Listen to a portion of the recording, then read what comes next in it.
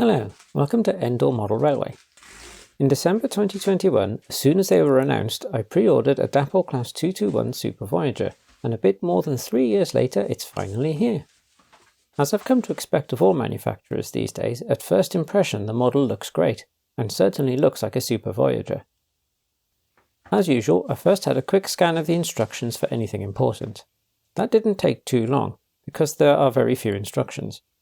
They say the model is pre-lubricated, give some notes about when and how to lubricate in the future, and point out the lights will blow up if the model is placed straight onto DCC-powered track.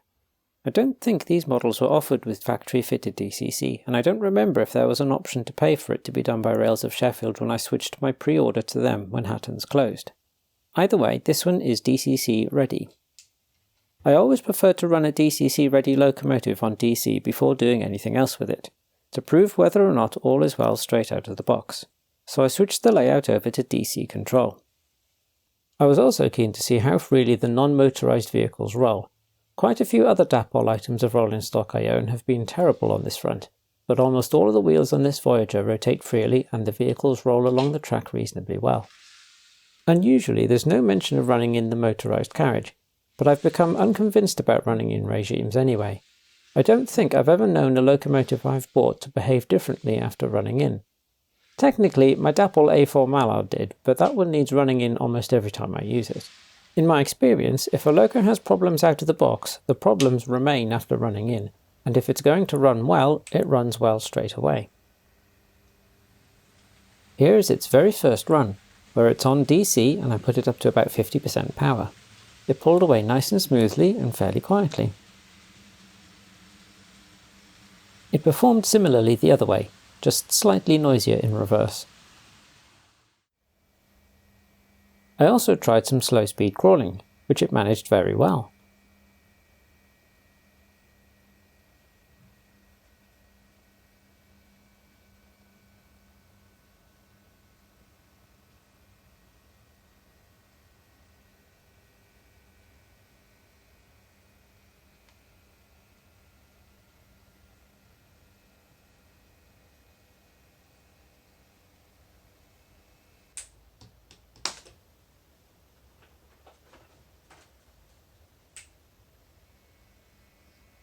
In both directions it traversed points without any running problems. The lights in the driving cars flicker a little bit as the wheels wobble over the pointwork, but the motor car doesn't seem to lose any power. Presumably its extra weight helps its wheels to keep good contact with the rails.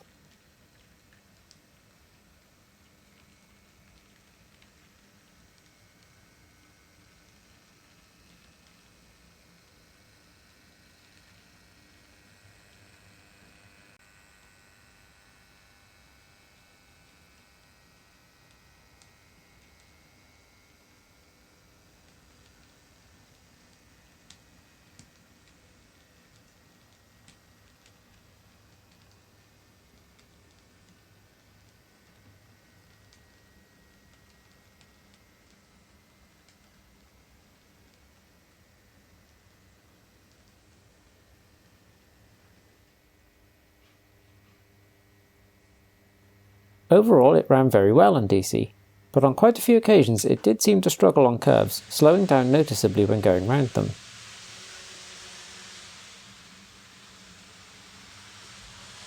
At one point it got completely stuck. I had the camera in my hand at the time, so managed to catch it, but you'll have to excuse this shaky footage. The motor was still going, and it sounded like the wheels were still turning, but I couldn't see that the train was caught on anything anywhere, and a little nudge got it going again. That didn't happen again, and most of the time it was running well, so I decided it was worth moving on to fitting DCC. I think Dapol have produced Super Voyagers before, so presumably a lot of the tooling is from a while ago, but the sales information about this production run says they've got a new motor. That seems to have been a good decision. Compared to other older Dapol locomotives I've got, this one seems to be much better, smoother, better slow-speed crawling, and quieter. I think the information I read about this model in the past said the special magnetic couplings between vehicles meant that only one decoder was needed, but the current information definitely says it needs 3 decoders, and indeed it does. I'm quite happy paying £20 to £30 for a decoder for a locomotive. For me, it's well worth the DCC benefits. But 2 decoders purely to have directional lighting doesn't feel like very good value for money. Fortunately, I already had enough spare 6-pin decoders, probably left over from returning faulty locomotives over the years. The Class 220 Voyager and Class 221 Super Voyager are different trains, but they have a lot in common. And in 2023 I bought a Farish 220 because the Dapol 221s were taking a long time to materialise. The 220 was very expensive and very faulty. I returned it for a refund, so I was very interested in how the 221 would compare. I never got as far as fitting DCC to the Graham Farish Voyager because of its issues on DC. From what I remember of my impression of how the Class 220 Voyager looked, I think it was better than the Super Voyager. They're both nicely detailed, but I think the Voyager had more of a nice glossy look to it that made it seem that little bit more realistic.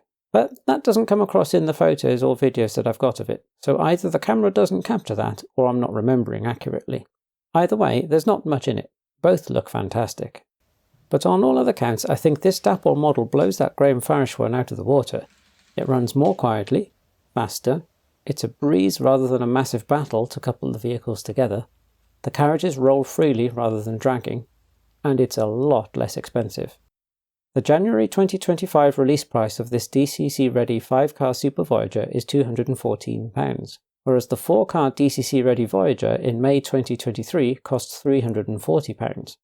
Per carriage, that's £43 versus £85, though one of the carriages in each is a locomotive.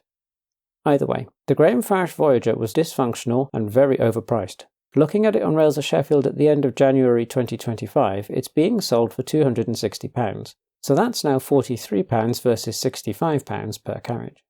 A small cost point in favour of the Farish Voyager is that it only needs 2 decoders for DCC operation with directional lights, but that still leaves it a much more expensive train. Regardless of price difference, I've always wanted a Super Voyager more than a Voyager. I like long trains, and I prefer the look of outside framed wheel bogies. So really, it's just a nice bonus for me that it's also the less expensive option. So, on to fitting DCC. First things first, consult the instructions to see how to access the decoder socket. But not this time. When I first scanned the instructions, I'd noticed that it didn't actually say anything about this. Nothing at all. There have been plenty of occasions where I've highlighted how instructions for taking models apart, and for fitting DCC, need to be clearer. But now it seems writing any at all is too much for Dapol. I went to their website and downloaded the digital version of this manual, just in case a piece of paper was missing from mine. But nope, there literally aren't any instructions about this. At least they've taken the time to write a nice little note about the real Super Voyagers. Or have they? I wanted to find out about the carriage formations of Super Voyagers, to see if I can just remove one if I want to replicate a 4-car Super Voyager, and ended up on a Wikipedia article, which started with some very familiar information. Word for word, there are identical paragraphs in this Wikipedia article to what's in the Dapol instruction manual. Even the inconsistency of using digits for vehicle counts in 2 places and a word for the count in another. The current Wikipedia article is more up to date, but going back to an older version of it, before Avanti West Coast disposed of their Super Voyagers, more of it matches word for word what Dapol have provided.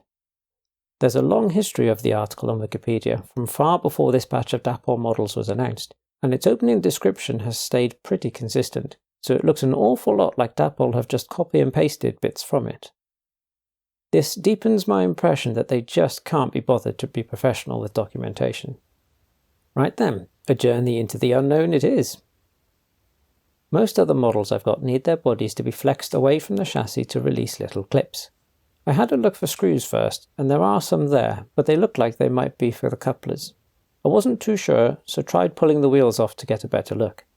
They pulled out in the same way as other models, a small amount of force and a bit of a wiggle. Tentatively feeling around, I was able to unclip the body without damaging it, and having done it can report that the clips are where the doors are. But be careful, don't copy exactly what I did there. Later on, I had what for me is a rare breakage incident. In terms of freeing the body from the chassis, the most effective place to put your nails feels like right over where the clips are, but on most of the doors that's also where the yellow step is, and I ended up accidentally snapping one off. I'll need to superglue it back on at some point. On the driving cars, removing the wheels helps get better access for your fingernails near, but not over, the doors. On the motorised car, the wheels didn't pull off. They seem more firmly attached, so there might be something about the drive mechanism that means they can't just be pulled off. I wasn't comfortable pulling with any extra force. I've found it quite difficult getting the body off the motorised car, which I've done more than once now. The most effective approach seems to be to get both clips on one end completely free first, rather than both clips on one side.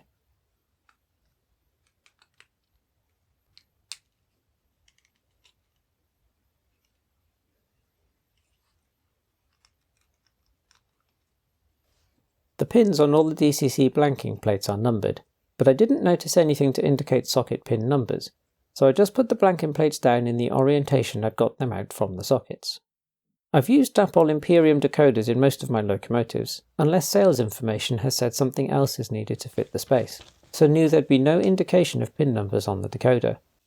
I had a good look anyway, including under a magnifying glass, and read the instructions, but there's no indication. I just plumped for an orientation and hoped for the best, but the loco didn't move. It needed to be the other way. Thankfully, nothing went up in a puff of smoke. I have no idea what the potential consequences to the decoder are when it's inserted the wrong way.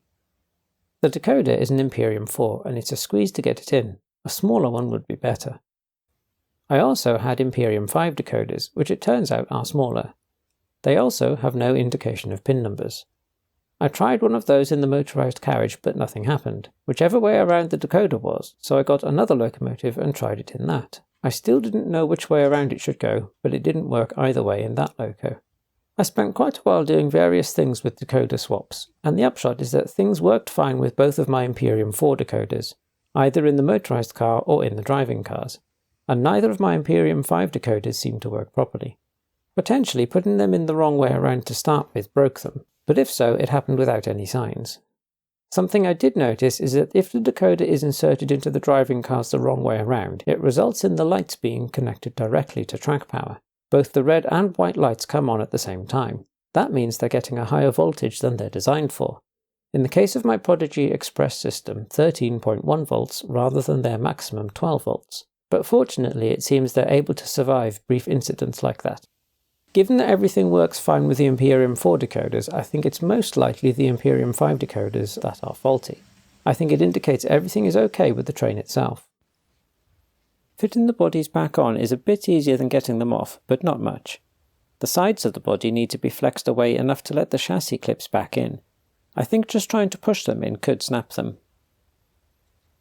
I tried using guitar picks to help keep parts of the body prized away from the chassis, but they didn't really help. Another note of caution. When trying to push the chassis back onto the body, you need to avoid putting pressure near the end details. Part of the underframe detail on one of my vehicles is now a little loose, but thankfully it hasn't actually snapped off. It's more difficult than it ought to be to get DCC fitted. Instructions need to be provided and the physical process could be easier, but it's not terrible when compared to the likes of Dapol's Pannier tank engines or Sonic Models' large prairies, where tiny detail elements need to be manipulated. The train seems to run around okay on DCC. I didn't notice any speed variations or lurches. Either there's an element of running in that has made a difference, or the back EMF monitoring of the DCC decoder is allowing it to compensate with more power when needed, or a combination of both. I've wanted a Super Voyager since long before this production run was announced, and overall I'm very pleased to have one. So pleased in fact, that I ordered another one. When Virgin Trains ordered the Voyagers, the idea on its cross-country services was that it would run shorter trains more frequently, but I don't think they ever actually got much more frequent, so it's been very common over the decades to see Voyagers and Super Voyagers running in pairs on the cross-country services, and that's something I'll enjoy replicating. To try keeping their running characteristics the same, I used my two Imperium 4 decoders for the motorised cars. On the same address and with the same acceleration and deceleration settings, they still behave slightly differently, though the difference seems mostly to be in change of speed. I think once up to speed there's no difference to the eye. But just to make sure neither motor gets strained, I think I'll run them with just one motor car when paired. From what I read on Wikipedia, there's no special vehicle in a 4-car Super Voyager that's not present in a 5-car formation, and as far as I can see, the 3 non-driving vehicles in this model look identical apart from their numbers, which are too small for me to read without a magnifying glass. I ordered the second Voyager before most of my decoder exploits with the driving cars of the pre-ordered model, so I only ordered 2 new decoders. Given they would only be for lights, I chose the cheapest small 6-pin decoders I could find on Rails of Sheffield, which were these AE model nano ones for £18.50. There was a £16 decoder available, but it had right angle pins, so I couldn't be sure it would fit. These decoders come with more information than the Dapol ones, but in the case of 6-pin and 8-pin, there's still no indication of which pin is which. The instructions give the impression that there will be, but none of the things it mentions are present on the decoders. To start with, I wondered if there are a different badge on the same thing as the Dapol Imperium 5 decoders, but looking closely there are differences. Ultimately, one of them is working fine, while the other seems pretty bad. My phone only just picks up the sound. I don't know if I'll be able to make it audible to you while also cancelling a hissing noise that's always present in videos I take, but the decoder makes a crackling sound if I move the vehicle a bit, and the light flickers.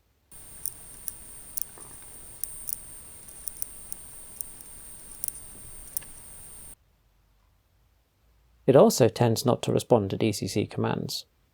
I don't think there's a pickup problem from the wheels or a wiring problem to the lights. If I get the decoder the wrong way around, both lights come on and are steady to the eye, though I don't keep it in that state for long because I don't want to damage them. Technically, the lights will be flickering as the DCC signal quickly flips the track voltages, and that's also why both lights come on. The red and white will actually be taking it in turns to be on. So, as things stand, I'm not running these Voyagers with their lights on, but I'm not really sure what the problem is. I'm leaning towards damaged decoders as a result of inserting them the wrong way around.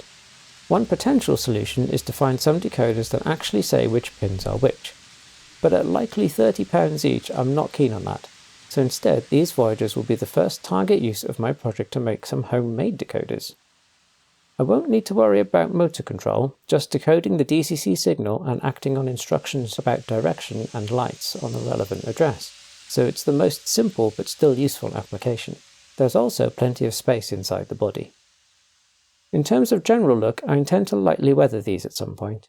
I spent several years regularly travelling on CrossCountry Voyagers, or waiting at stations where they called, and see them every time I visit Dawlish.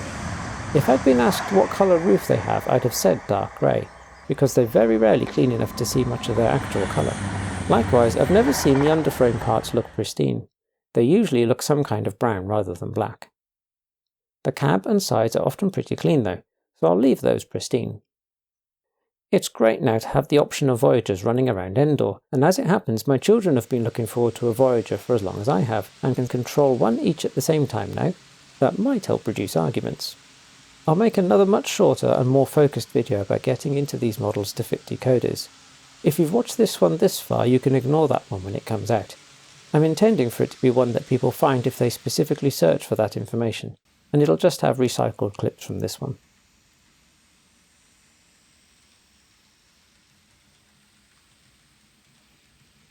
That's all for now. Bye bye!